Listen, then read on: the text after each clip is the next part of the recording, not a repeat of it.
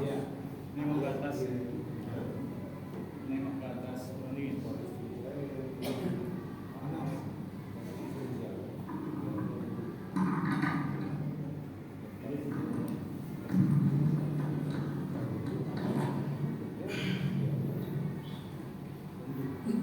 Assalamualaikum warahmatullahi wabarakatuh. Alhamdulillahirabbil alamin. Allahumma shalli ala sayyidina Muhammadin wa ala alihi washabbihi ajmain.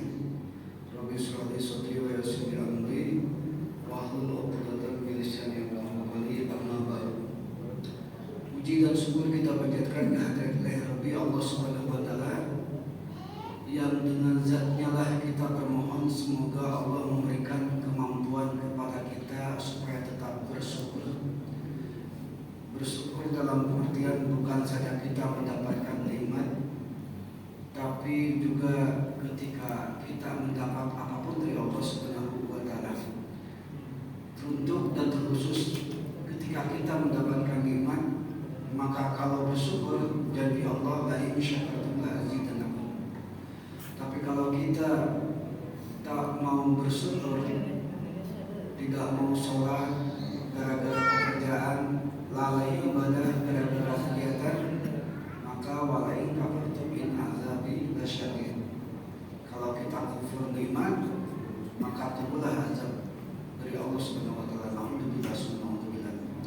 Salawat dan salam berlimpahkan kepada junjungan kita Habibana wa Rasuluna Sayyidina Muhammad Rasulullah sallallahu alaihi wasallam, kepada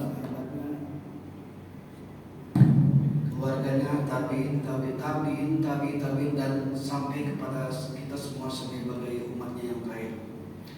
Hadirin kaum muslimin rahimakumullah. Pertemuan yang terakhir ketika kita mengkaji tafsir, karena rencana memang seminggu sekali kajian fikih, seminggu sekali kajian tafsir. Minggu kemarin kita fikih, maka malam ini adalah kita kajian tafsir. Pertemuan terakhir ketika kita mengkaji tentang tafsir, kita masih berada di surat Al-Baqarah ayat ke-6 yang bunyinya bismillahirrahmanirrahim. Innal ladzina kafaru sawa'un 'alaihim a anzartahum am lam tunzirhum la yu'minun.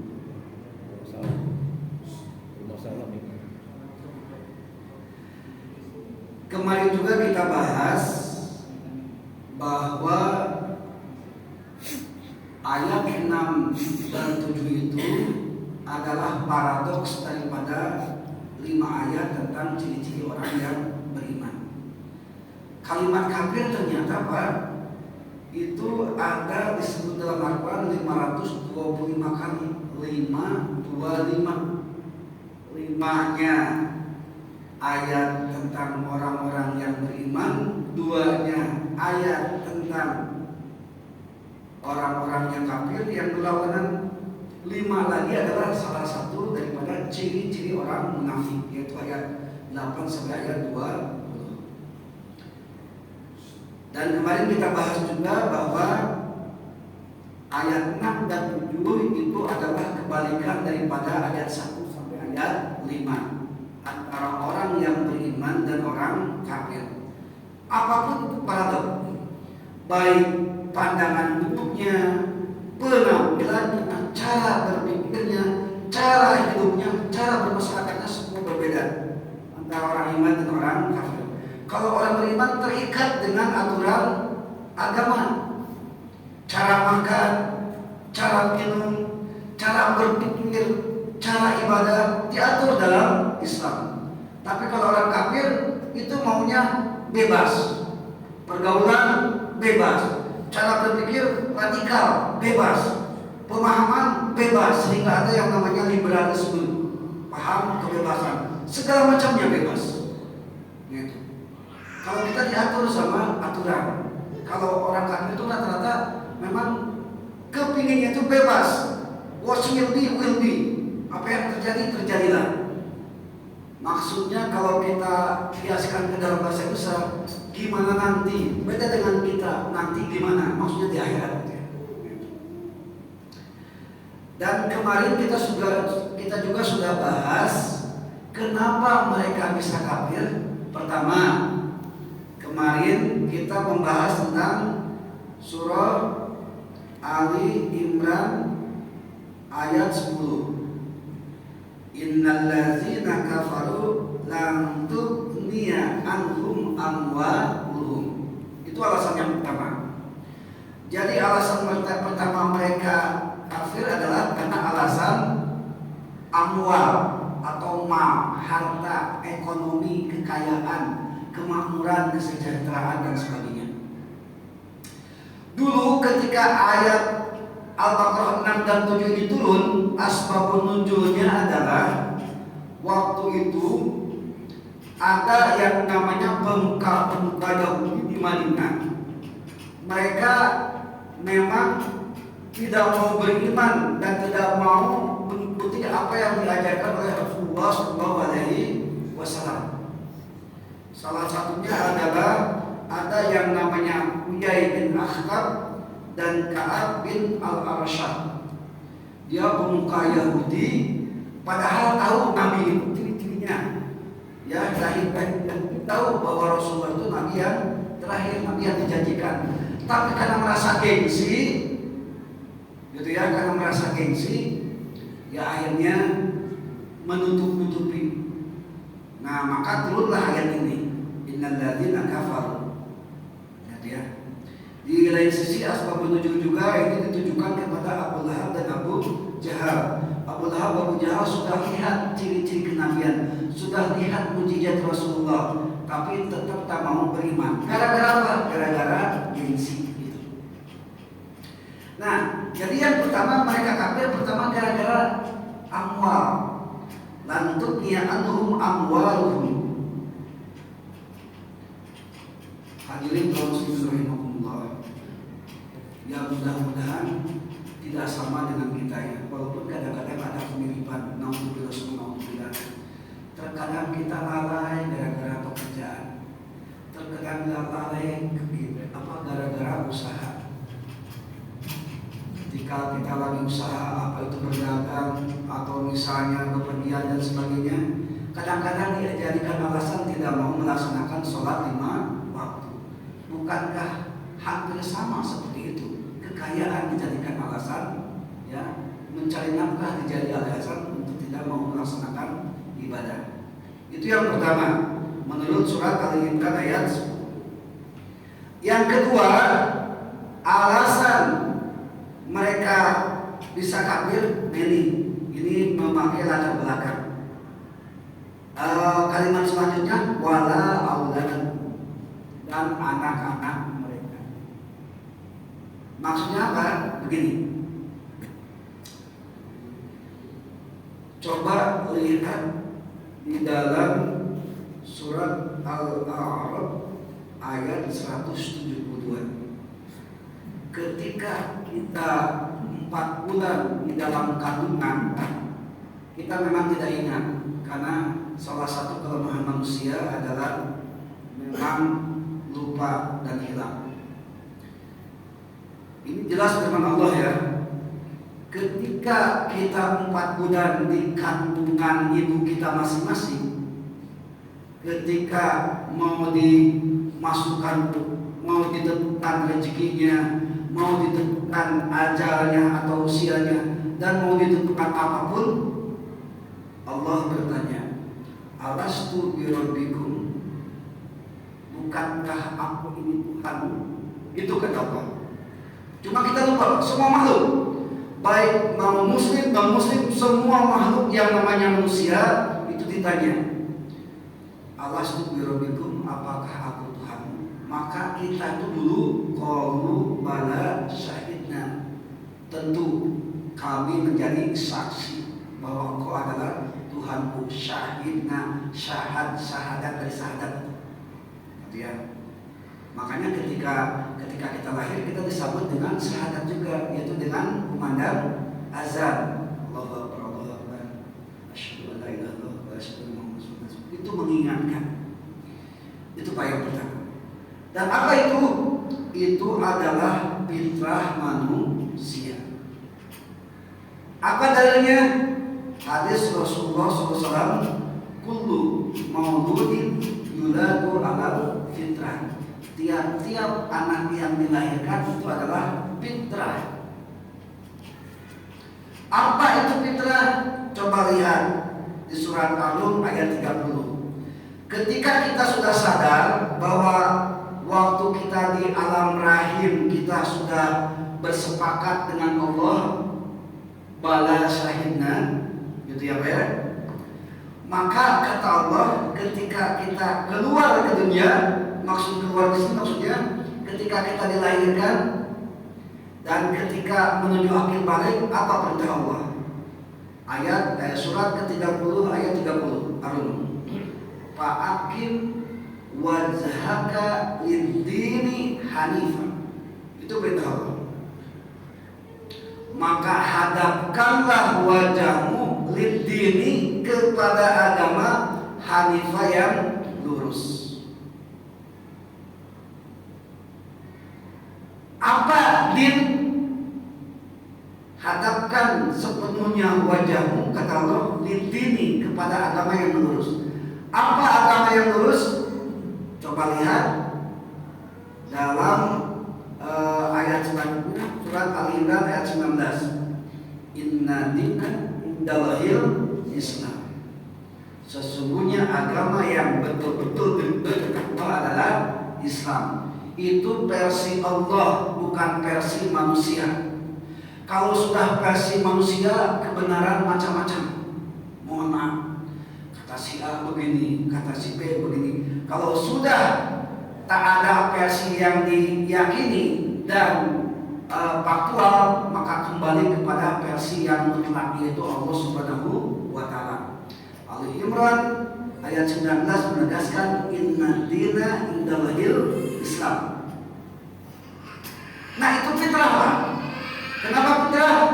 Karena Nabi dalam surat Ar-Rum, fa'akim wajhaka lid-dini hanifah fitratallah ila fataran nas. Fitrah Allah itu fitrah bagi manusia. Jadi kita itu sudah fitrah beragama Islam, sudah fitrah kita syahadat. Gitu. Nah, kenapa jadi kafir? Itu maksudnya ya. Salah satu alasan tadi. Yang pertama tadi apa? Amwal, karena harta benda. Yang kedua, nah ini Pak. Kenapa kata Nabi kullu mauludin yuladu alal fitrah? Tiap-tiap bayi yang dilahirkan itu fitrah. Fitrah itu maksudnya adalah agamanya agama Islam. Terus dia mengakui bahwa Allah adalah Tuhannya dan sebagainya dan sebagainya. Kenapa bisa terjadi sebaliknya? Sebagian manusia tidak mengaku seperti itu. Bahkan bukan saja tidak Islam, memusuhi Islam, kan begitu? Alasannya fa'atawahu, tulisannya hadis ya, yuhawidani wa yunasirani wa yumajisani. Orang tuanya lah yang menjadikan dia Nasrani, Yahudi, Nasrani dan Majusi. Kemarin juga seperti bahas oleh kita, al-wawu di sini bukan pengertian orang tua saja. Bisa teman dekat, bisa keluarga, bisa lingkungan, gitu. Jangan jauh-jauh lah. Kita punya teman dekat tukang minyak wangi. Walaupun kita tidak beli Pak, kita harumnya kebagian, ya kan? Gara-gara bergaul. Nah gitu. Kita punya kawan tukang las. Mohon maaf, namanya kawan dekat berarti kan sering ketemu. Pas dia kerja, walaupun kita tidak ahli las, karena kita sering bergaul dengan tukang las, sekali-kali kita terciprat dengan percikan api. Seperti itu. Jadi walaupun kata Allah, kata Nabi manusia itu fitrah, tetap aja Pak Allah bisa berpengaruh kepada, bisa dipengaruhi oleh orang tuanya, lingkungannya, sahabat dekatnya, dan sebagainya dan sebagainya. Nah, jadi terbongkarlah sekarang Katanya tiap-tiap yang dilahirkan fitrah. Kok kenapa? Ada komunis, ada fasis, ada animisme, dinamisme, ada muslim, ada non-muslim dan sebagainya. Ini ternyata Pak, kalimatnya adalah kata kuncinya Pak Abawa. Mungkin orang tua, mungkin kawan dekat, lingkungan dan sebagainya. Gitu. Hadirin kaum muslimin rahimakumullah, kita kemarin sampai ke sana, yaitu amwaluhum dan wala auladuhum. Yang ketiga, kenapa bisa jadi kafir? Ini saya sengaja menguliti alasannya kenapa demikian. Itu supaya nanti natijahnya atau endingnya ada di khatamullah, ya, ayat selanjutnya. Jadi jangan sampai begini, karena kalimat khatamullah ala qulubihim, Allah kunci hati mereka, seolah-olah kita berkeyakinan kok Allah tega ya menutup hidayah. Kalau begitu mereka kafirnya karena Allah mengunci. Kalau karena Allah mengunci, tak adil dong kalau dia masuk neraka, kan bukan salah dia, salah Allah. Kan bisa saja kan kita berpikiran begitu ya Pak ya. Gara-gara Allah mengunci hatinya, hidayah tidak masuk, mati dalam keadaan kekafiran, nanti di akhirat di neraka. Kesannya tidak adil. Kok kita dibuka hatinya dapat hidayah, bisa beribadah dan segala macamnya. Kok mereka kenapa dimatikan? Kan begitu. Kalau begitu Allah tak adil kan? Kan bisa aja kan ada pendapat seperti itu. Makanya kita dijelaskan dulu latar belakangnya, alasan mereka kenapa bisa demikian. Yang ketiga, karena ilmu. Bisa saja ilmu jadi merasa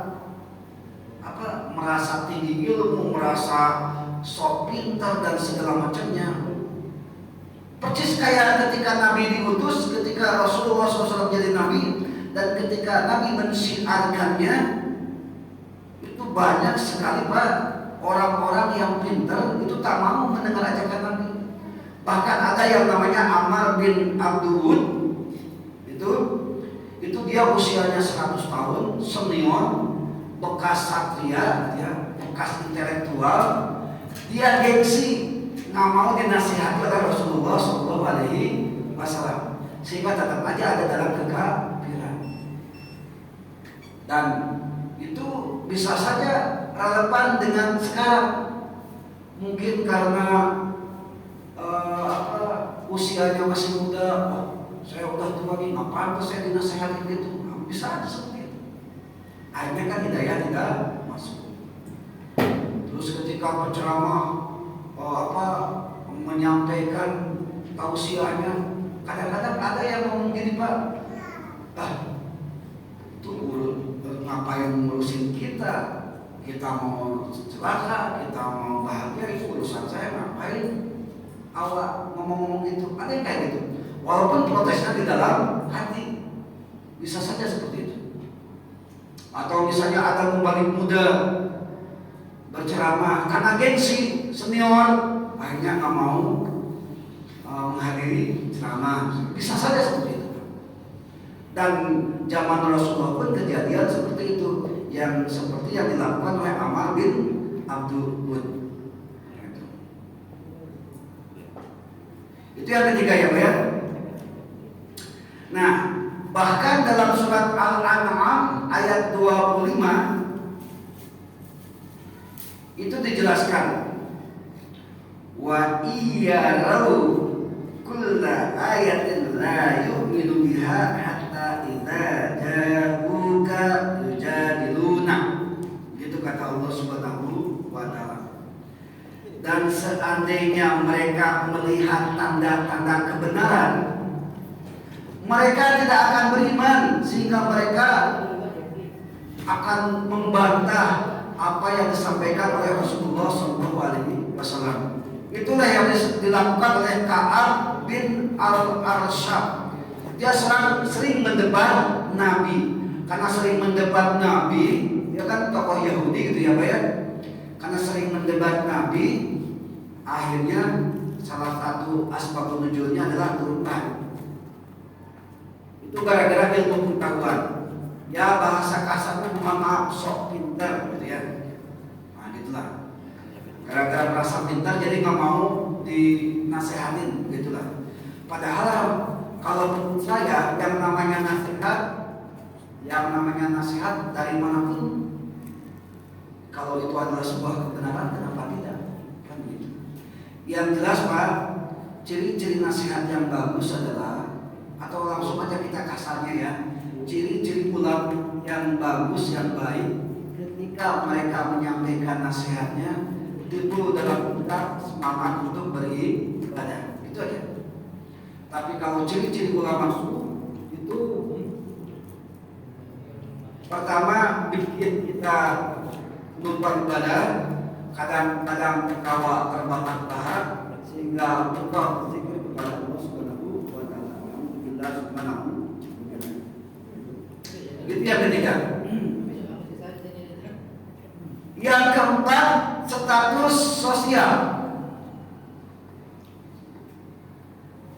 Zaman Nabi ketika beliau menyiarkan syariatnya, itu ada beberapa tokoh masyarakat yang berpengaruh, gengsinya tinggi, entah pejabat, entah teknokrat, entah apalah pokoknya. Yang jelas masyarakat itu rata-rata angkat topi, angkat tangan, menghormati begitulah. Tapi ketika Nabi mensiarkan, ketika Nabi menjelaskan syariat agamanya, dengan status sosialnya mereka merasa gengsi. Itu salah satunya yang dilakukan oleh diantaranya di sini Umayyah bin Khalaf. Jadi karena status sosialnya dia sebagai pemuda, ya itu juga sama, nggak mau dinasihati sama anak kemarin sore. Yang kelima, pengaruh dari kekuasaan. Berarti kalau kekuasaan di sini pemegang kebijakan ya, mungkin yang terkecil RT, RW, lurah, camat sampai ke atas, mungkin seperti itulah gambarannya. Ini diwakili oleh Abu Lahab dan Abdullah bin Ubay bin Salul. Abdullah bin Ubay bin Salul itu adalah tokoh Yahudi yang bermentalkan munafik, jadi mengaku beriman tapi dia menghancurkan Islam dari dalam, sehingga timbul pembunuhan Sayyidina Umar oleh Abu Lulu, timbul pembunuhan Utsman bin Affan, timbul juga pembunuhan Ali bin Abi Thalib oleh Ibnu Mujam, sehingga terjadi pertentangan di dalam kekhalifahan Islam, sehingga terjadi banyak paham, ada paham Syiah yang mendukung Ali, ada paham Murji'ah, ada paham Khawarij yang menentang Ali, bahkan sampai terbagi-bagi, terpecah-pecah sampai 73 golongan. Itu awal pangkalnya dari Abdullah bin Ubay bin Salul. Bagaimana ceritanya? Ya nantilah ketika kita membahas tentang ayat ciri-ciri orang munafik. Itu yang kelima. Jadi gara-gara kekuasaan, gara-gara ada jabatan, jadi tak mau mendengarkan nasihat, tak mau mendengarkan ajaran agama, akhirnya hidayah tidak masuk. Yang keenam, ada yang karena setia dengan agamanya yang lama. Nah ini diwakili oleh Abu Jahal. Jadi agama Abu Jahal itu kan politeisme gitu ya, menyembah beberapa Tuhan. Ada Tuhan Hubal, Mana, Lata, Uja, banyaklah. Pokoknya waktu Nabi belum diangkat sebagai Nabi, sebagai Rasul, itu di sekeliling Ka'bah itu banyak patung-patung yang disembah oleh orang-orang jahiliyah. Nah, kalau Abu Jahal itu alasannya, dia lebih yakin dengan agamanya yang lama daripada agama yang dibawa oleh Rasulullah SAW. Dan yang terakhir, ada golongan yang tidak percaya dengan ajaran Islam, tidak percaya hari kiamat, tidak percaya hari pembalasan dan sebagainya. atau tidak percaya Tuhan lah mungkin zaman sekarang namanya komunisme, ateisme. Nah itulah Pak alasan-alasan itu. Jadi sebetulnya Nabi itu sudah menyampaikan kepada siapa saja, sudah menyampaikan, tapi mereka menutup diri, menghindar. Menutup diri itu artinya kalau di bahasa Arab kan kafir. Kafir itu isim fa'il orangnya. Kufrun itu kata tunggalnya. Jadi menutup diri itu saya contohkan gini lah Pak. Ini ada, itu kamar ya, itu kamar. Jadi mohon maaf ya Pak Haji, dicontohkannya Pak Haji masuk ke kamar, padahal orang butuh dia, Pak Haji masuk ke kamar ditutupkan aja pintunya. Nah, saking keselnya ya udah kunci aja sekalian gitu maksudnya. Nah, gitu ya. Jadi yang pertama menutup diri itu mereka. Nah, menutup diri itu dalam bahasa Arab artinya kafir. Hadirin kaum muslimin rahimakumullah, karena mereka menutup diri kan begitu ya. Tadi kan innal ladzina kafaru sawa'un 'alaihim. Karena mereka menutup diri, maka ayat selanjutnya adalah ayat ke-7. Tolong dikoreksi, khawatir salah. Khatamallahu ala qulubihim wa ala sam'ihim wa ala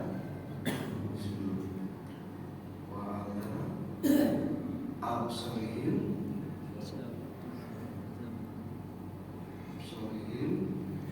isyawatun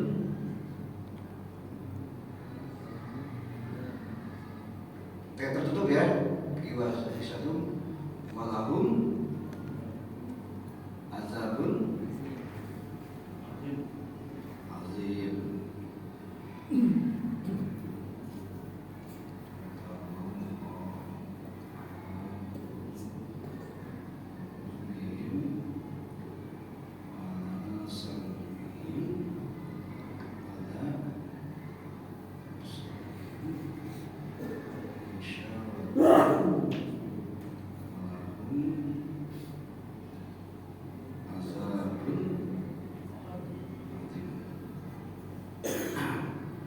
Kita berlanjut ke ayat yang ke-7. Nah, jadi begini Pak. Tadi saya sengaja menjelaskan latar belakang kenapa mereka kafir. Jadi ternyata bukan karena siapa-siapa, tapi karena kehendak mereka kan. Gara-gara mereka kaya, gara-gara mereka pengaruhnya luas, pejabat tinggi, terus masih yakin dengan agamanya yang lama, status sosial dan segala macamnya, akhirnya karena gengsi gitu ya, akhirnya tak mau mendengarkan daripada apa yang disampaikan oleh Rasulullah SAW. Bahasa kasarnya maunya mereka masuk pintu ditutup gitu maksudnya ya. Nah, karena mau mereka masuk ditutup, yang tadi saya contohkan, Pak Haji lagi dibutuhkan sama orang, tapi karena mungkin kecewa dan segala macamnya, udah masuk kamar, tutupan aja pintunya. Karena saking keselnya, udah sekalian aja kunci, biar supaya nggak bisa keluar lagi gitu maksudnya. Nah jadi ya ini kalau dilogikakan lah ya maksudnya, karena mereka sudah mendengar ayat-ayat Allah, sudah melihat mujizat Nabi dan segala macamnya, mereka menutup diri bahkan mencegah masuk apapun informasi. Ya udah sekalian Allah aja kunci hati mereka gitu maksudnya, sekalian aja. Nah maka ayat selanjutnya adalah khatamallahu ala qulubihim wa ala sam'ihim wa ala absarihim bisyawatu wa lahum adzabun alim. Karena sudah dikunci hatinya, sudah dikunci pendengarannya, sudah dikunci penglihatannya, maka kembali lagi ke atas Pak. Anjar tahun amlam tunggu lain. Mau diingatkan, mau tidak diingatkan, mereka tak akan beriman gitu kata Allah. Itu ya Pak ya. Jadi kita sekali lagi di kronologisnya nih. Mereka motif menjadi kafir menutup diri tadi sudah saya sampaikan 1, 2 sampai 7 kan. Dan itu mereka keinginan sendiri kan begitu. Karena keinginan sendiri maka udah sekalian aja Allah kunci kan begitu. Ditutup. Nah, karena sudah ditutup, maka Allah bilang sama Rasulullah Muhammad SAW, mungkin ketahuan begitu ya. A'andartahum amnam tungdirhum lain. Mau diingatkan, tidak diingatkan, mau dinasihati, tidak dinasihati, nggak akan beriman mereka. Gitu. Mohon maaf, sudah bisa dipahami apa ya?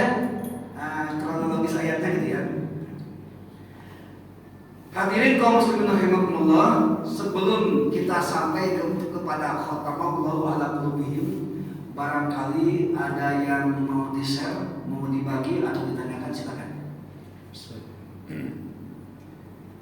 Itu kafir dan pengertian tadi itu asalnya.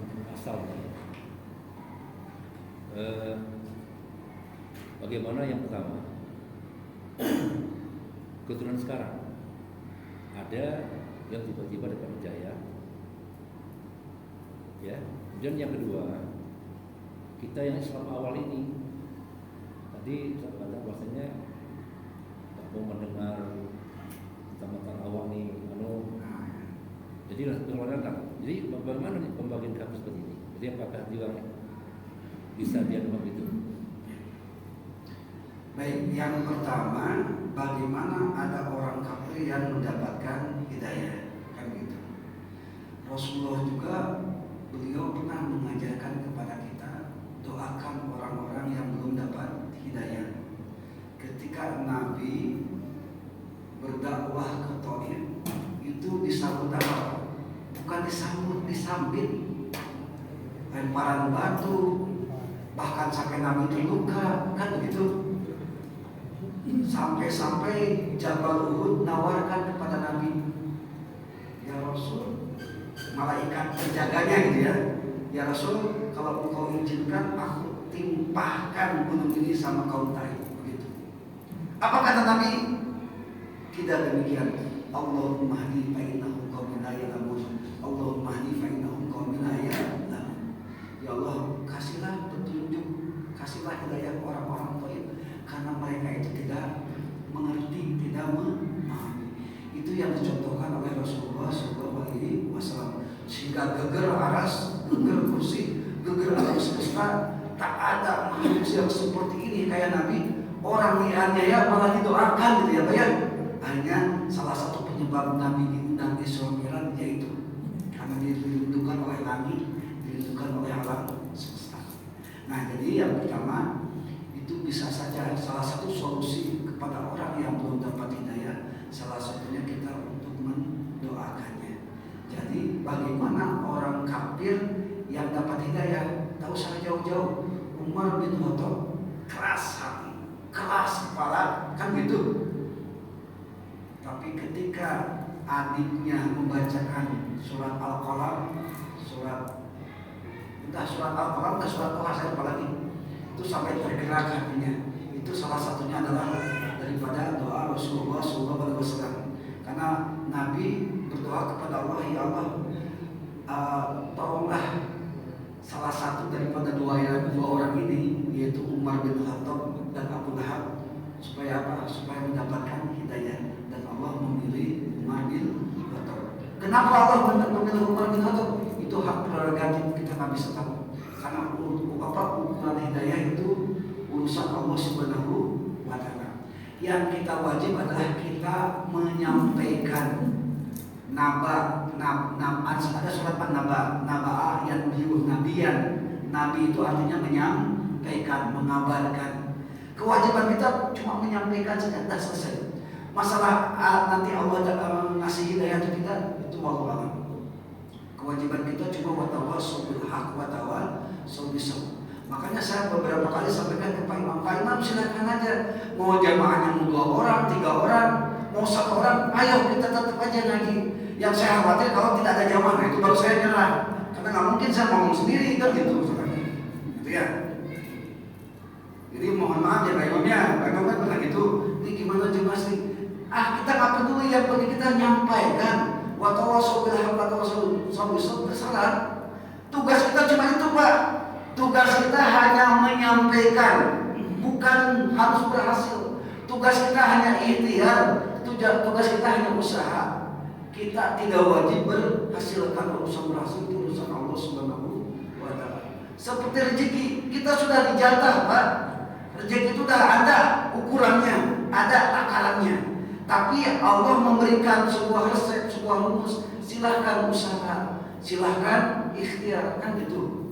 Wa ammal insan idza mabtalahu rabbuhu fa akramahu wa na'amahu fa yaqulu rabbi akraman.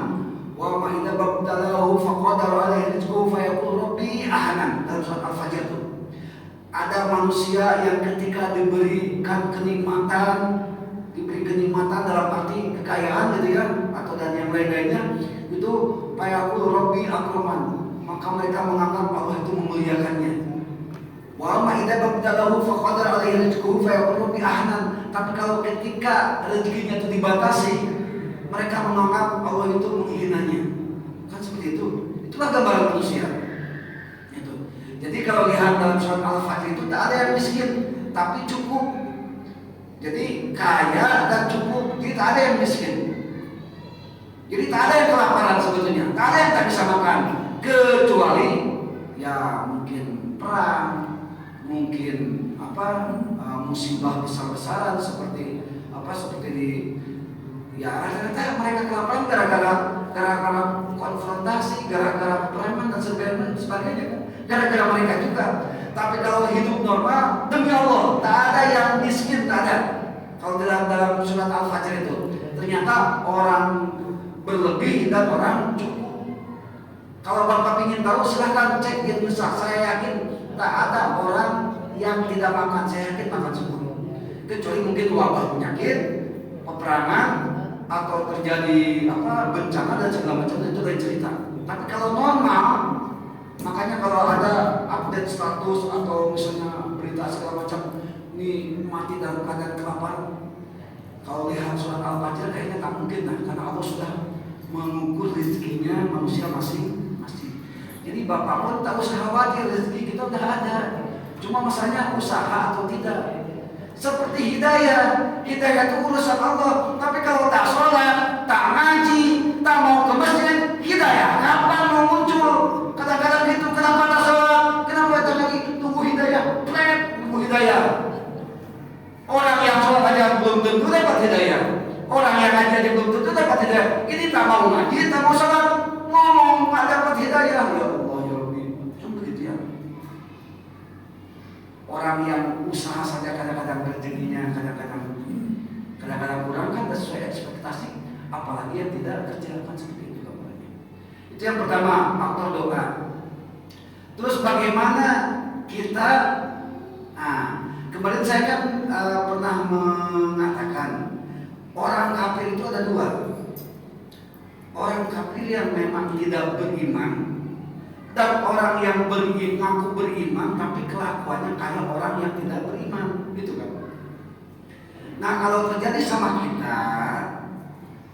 kita adalah termasuk orang yang ngaku beriman, ngaku Islam, tapi kelakuan kita, amal kita persis kayak orang yang tidak beriman. Contoh, orang kafir tidak sholat, ya wajar karena bukan kewajibannya. Tapi ada orang yang ngaku Islam tidak sholat. Coba lihat, tidak sholatnya sama dengan orang kafir, gitu kan? Yang membedakan dia ngaku orang Islam, ngaku beriman, tapi tidak sholat. Orang kafir tidak sholat, berarti sama-sama tidak kan? Nah itu yang dipersoalkan. Apa namanya? Nah, itu yang dalam surat Ibrahim ayat 7. La in syakartum la azidannakum wa la in kafartum wa la in kafartum, kafar dari kafarah. Itu yang disebut kafir iman. I'tiqaduhu wa syahadu wa lam ya'mal bima fi. Dia mengaku iman, mengaku Islam, tapi tidak mau beramal soleh atau tidak mau melaksanakan syariat agama Islam. Gitu maksudnya. Jadi bagaimana statusnya tetap berbeda. Tetap berbeda. Ada yang kafir mutlak, ada kafir inan. Bahkan kemarin saya menyampaikan kafir itu ada 5. Yang pertama kafir mutlak, ada terbagi 2. Ada yang namanya kafir harbi, ada yang namanya kafir zimmi. Kafir harbi adalah kafir yang memusuhi kita. Nah itu yang wajib diperangi, karena mereka duluan memusuhi kita. Siapa? Israel misalnya ya. Nah, misalnya ya Israel. Nah itu kafir harbi namanya contohnya. Yang kedua ada yang namanya kafir zimmi, non muslim yang ada di sekitar kita, yang hidup rukun damai. Itu sama di dalam perjanjian piagam Madinah, Fatul Madinah itu terdiri dari 47 pasal ya. 24 pasal itu tentang non muslim, di antaranya Yahudi dan Nasrani. Itu bagaimana toleran Rasulullah SAW. Toleran itu adalah ya ayyuhal kafirun la a'budu ma ta'budun. Itu toleran namanya. Silahkan yang manis, silahkan ibadah di tempat ibadahnya. Kita ibadah di masjid. Yang toleran kebablasan kita ikut-ikutan ke sana. Itu kebablasan. Kadang ikut nyanyi, ikut pegang simbol-simbol agama, ikut ya Allah, kadang-kadang ikut mengamankan padahal ada polisi kan, itu kuasa polisi ya. Itu yang toleran kebablasan kalau menurut saya. Ya saya pegang. Itu Rasulullah kan doakan beliau kan melakukan sesuatu kan atau wahyu. Kalau kita kan tidak. Jadi kalau beliau doa, insya Allah mustajab. Ya. Menurut kita, nah, jadi maksud saya itu begini, kafir yang tadi yang non Islam tadi yang jadi asli itu untuk mendapatkan hidayah itu. Jadi kesabaran kita kan dengan Rasulullah kan memang jauh berbeda.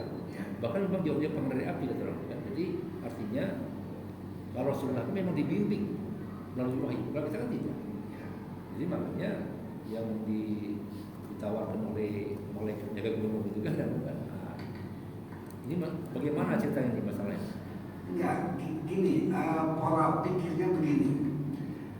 Saya harus garis bawahi bahwa urusan hidayah itu urusan Allah. Allah berhak kepada siapa saja menurunkan atau memberikan hidayah, itu hak Allah. Mau ke Umar bin Khattab ke, mau ke Profesor Moresi ke, yang menemukan jasadnya Firaun, sehingga ketika ada si jasadnya itu tertitik ternyata banyak natrium kloridanya, banyak unsur garamnya, sehingga percis seperti apa yang disampaikan dalam Al-Quran gitu ya. Mau ke si siapa Doni kan, Doni Tan itu kan, ke siapa aja silahkan. Tapi yang penting kita cuma punya satu kewajiban, yaitu memberikan kabar, memberikan tausiah, memberikan nasihat, dan mendoakannya. Itu saja Pak Imam.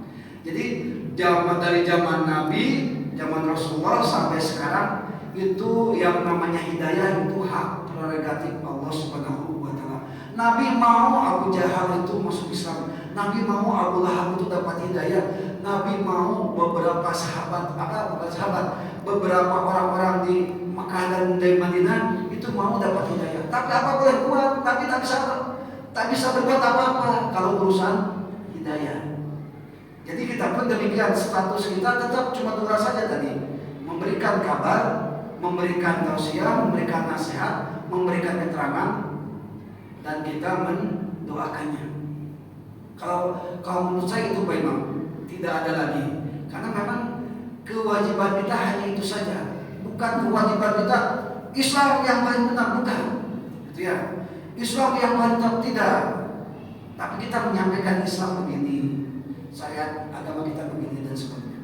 Karena kalau menyebutkan Islam tidak benar, kita khawatirnya ada unsur ujub, ada unsur takabur, ada unsur sombong. Walaupun betul inna dina indallahil Islam, tapi kan tidak serta-merta apa yang kita sampaikan mereka menerima atau tidak.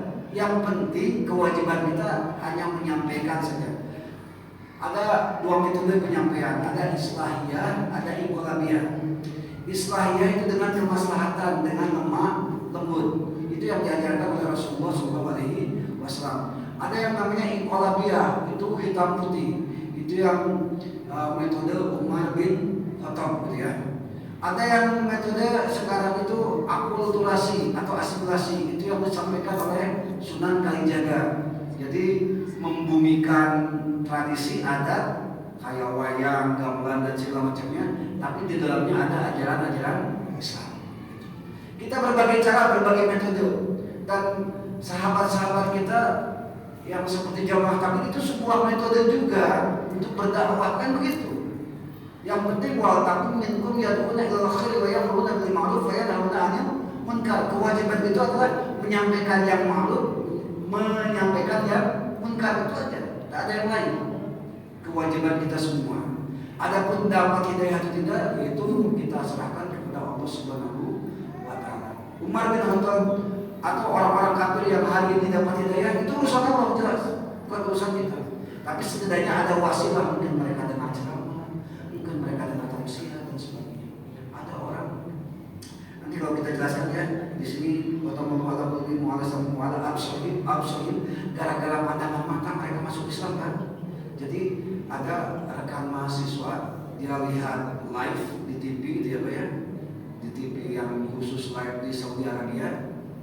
Jadi si orang-orang itu kan lagi tawaf, ya banyak si orang muslim itu nanya begini sama pemuda non muslim itu, yo ini kalau baris rapi menurut kamu ini berapa lama supaya bisa rapi?